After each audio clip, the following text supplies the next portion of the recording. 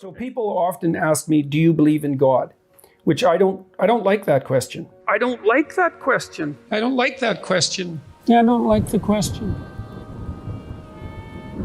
People have asked me whether or not I believe in God, and I've answered in various ways. No, but I'm afraid he probably exists. That's...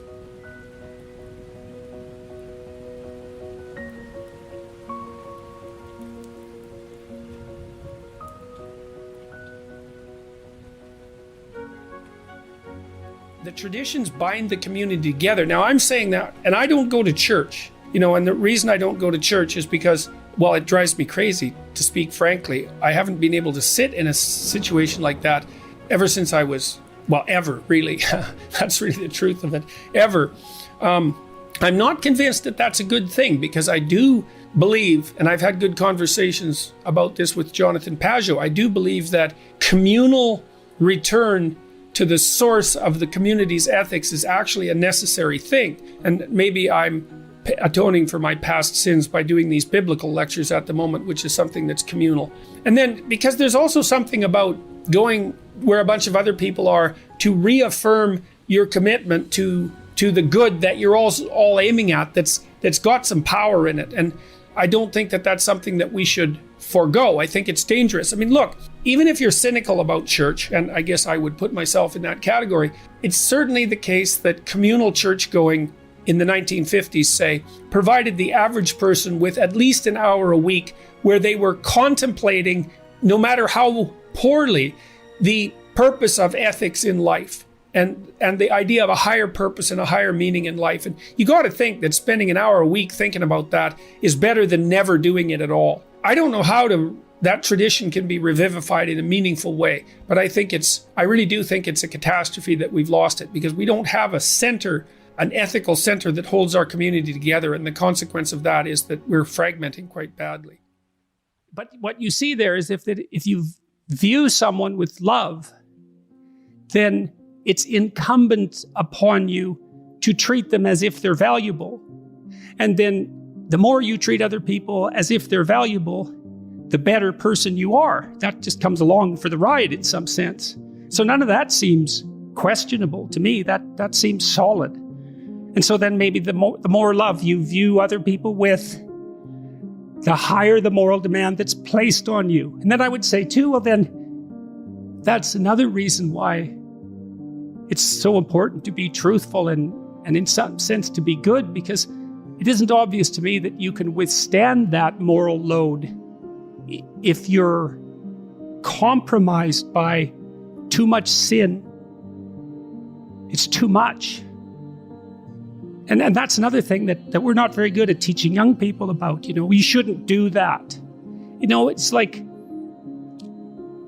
there's a sanctimonious authority that goes along with that that's the wrong tone. It's more like,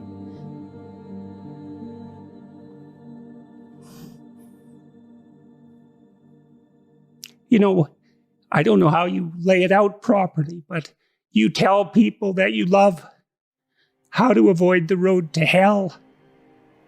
And you don't do that because you're shaking your finger at them or because you're a moral authority. You do it because you don't want them to burn. And I think there's too much of the moral authority still in the church and not enough of the love that helps people avoid the fire. Tammy, my wife, has always taken the idea of truth very seriously. Her recent brush with death has deepened her religious sense and impelled her towards a life that's more consciously focused on service to others, her family in particular, but not only her family, people beyond the family. And I also think that's a function to some degree of our stage of life. She's a grandmother now, and her children are grown and able to take care of themselves, and so she can turn her attention to other people, maybe farther afield from the immediate family.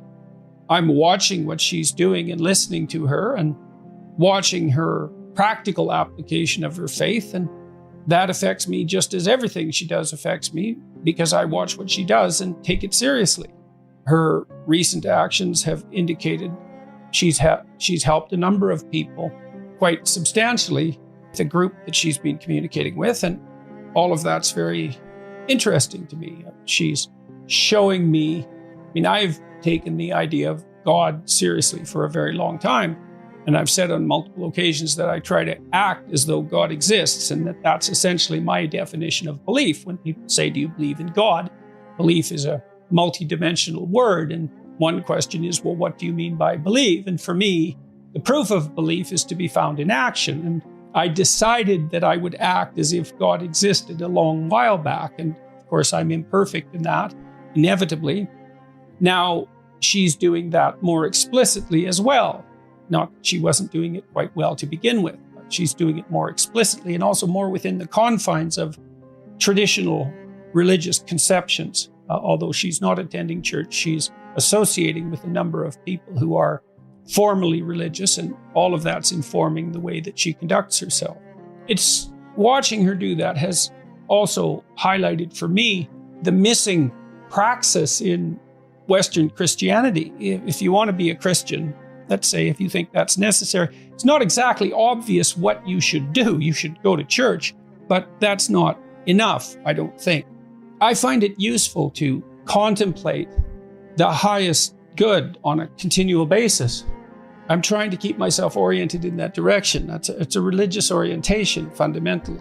It's an overwhelming orientation. But there's no escaping the questions of the ultimate meaning of life. I'm not an atheist anymore, because I don't look at the world that way anymore. I'm not a materialist anymore. I don't think the world's made out of matter. I think it's made out of what matters. It's made out of meaning. What we orient towards unconsciously, which means what captures our attention, is meaning, and it captures our attention before we know what it is. The brain acts as if the world's made out of information or made out of meaning. Who would have the audacity to claim that they believed in God if they examined the way they lived? Who would dare say that? To believe, you think, to believe in a Christian sense, to actually, this is why Nietzsche said there was only ever one Christian, and that was Christ. To have the audacity to claim that means that you live it out fully. And that's an unbearable task, in some sense. To be able to accept the structure of existence, the suffering that goes along with it, and the disappointment and the betrayal, and to nonetheless act properly, right? To aim at the good with all your heart, right? To dispense with the malevolence and your desire for destruction and revenge and all of that, and to face things courageously and to tell the truth, to speak the truth and to act it out. That's what it means to believe. That's what it means. It doesn't mean to state it. It means to act it out. And unless you act it out, you should be very careful about claiming it. And so I've never been comfortable saying anything other than I try to act as if God exists, because God only knows what you'd be if you truly believed. I mean, if you think about it in some sense, that's the central idea in Christianity, is that if you were capable of believing, it would be a transfiguring event, a truly transfiguring event. And I know people experience that to one degree or another, but we have no idea what the limit of that is. And we have no idea what the possibility is within each person if they lived a life that was maximally courageous and maximally truthful. You know, because maybe you're running at 60% or 70% or 20% and at cross purposes to yourself. God only knows what you'd be if you believed. And so, while I try to act like I believe, but I'd never claim that I manage it. So you can think about Christ from a psychological perspective, and the critic, my critic, this particular critic that I've been reading, said, well, that doesn't differentiate Christ much from a whole sequence of dying and resurrecting mythological gods. And of course, people have made that claim in comparative religion, Joseph Campbell did that, and Jung to a lesser degree, I would say, but Campbell did that. But the difference, and C.S. Lewis pointed this out as well, the difference between those mythological gods and Christ was that there's a representation of, there's a historical representation of his existence as well. Now you can debate whether or not that's genuine. You can debate about whether or not he actually lived and whether there's credible objective evidence for that, but it doesn't matter in some sense because this, well, it does, but there's a sense in which it doesn't matter because there's still a historical story. And so what you have in the figure of Christ is an actual person who actually lived plus a myth. And in some sense, Christ is the union of those two things. The problem is I probably believe that, but I don't know. I'm amazed at my own belief and I don't understand it. Like, because I've seen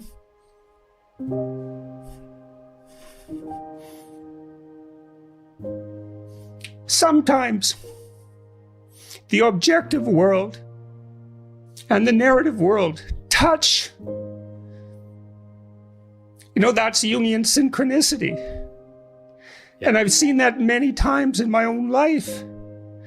And so in some sense, I believe it's undeniable. You know, we have a narrative sense of the world. For me, that's been the world of morality. That's the world that tells us how to act. It's real. Like, we treat it like it's real. It's not the objective world. But the narrative and the objective world touch. And the ultimate example of that, in principle, is supposed to be Christ. But I don't know what to, that seems to me oddly plausible, but I still don't know what to make of it. It's partly because it's too terrifying a reality to fully believe. I don't even know what would happen to you if you fully believed it. But are you a prophet? See, to say yes or no, I have to think about how I might be conceptualized. How what I'm doing might be conceptualized. No, I think I see myself as a psychologist, and fundamentally, I am a psychologist. I'm a behavioral psychologist, and I got very interested in psychoanalytic thinking, especially the Jungian variants, and I'm a professor, and I'm doing that, you know, on a much larger stage, let's say, but that's really what I'm doing. And so it's a combination of those two things, and I speak about religious matters, but I don't see myself as a religious leader. I don't want to make that.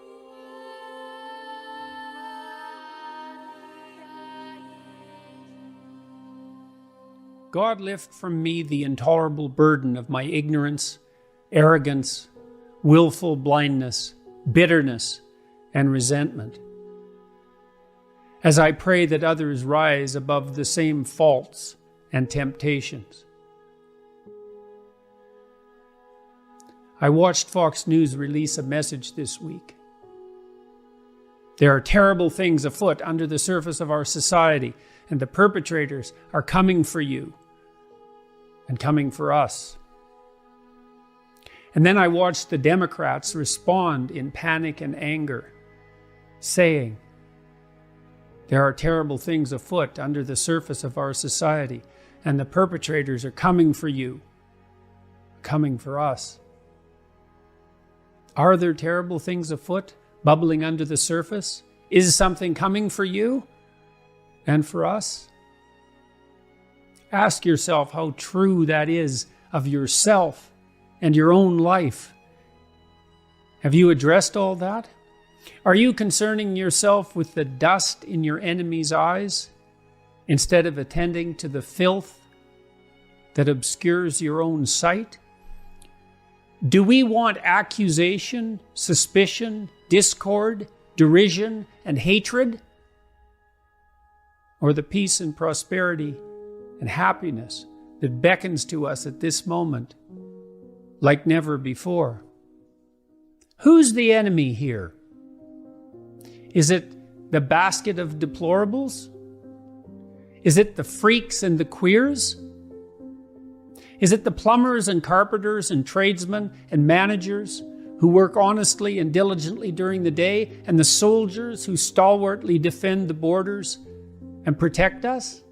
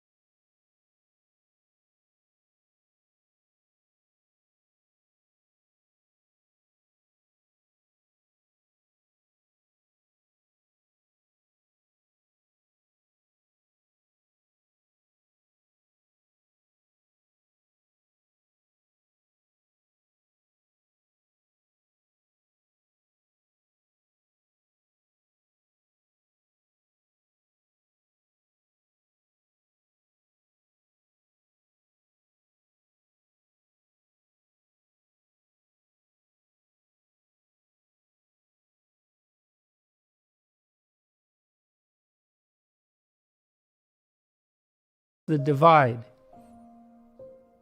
The enemy is the great and eternal adversary of mankind. And if we demonize our brothers, our comrades in arms, do we not precisely call that dread spirit forth? Have we not yet learned? Courage, trust, truth, love, even unto your enemy, which is yourself. God, forgive us our trespasses as we forgive those who trespass against us. May what is highest guide our vision. May what is highest open our ears. May what is highest guide our tongues. And may we pray, fearful of the hell we could so easily and carelessly create, deliver us from evil. Shine a light into the corners of our dark hearts. For thine is the kingdom, the power and the glory, forever and ever. Amen.